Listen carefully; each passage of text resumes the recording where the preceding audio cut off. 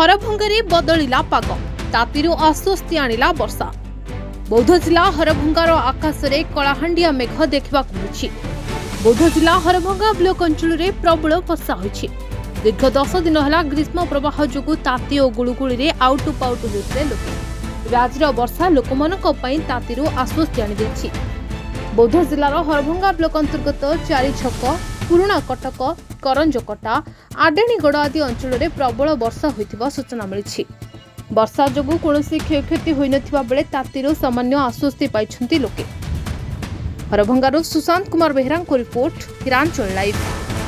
तेरे एभली किसी गुरुत्वपूर्ण खबर देखा चाहती आम चैनल को लाइक सब्सक्राइब और शेयर करो।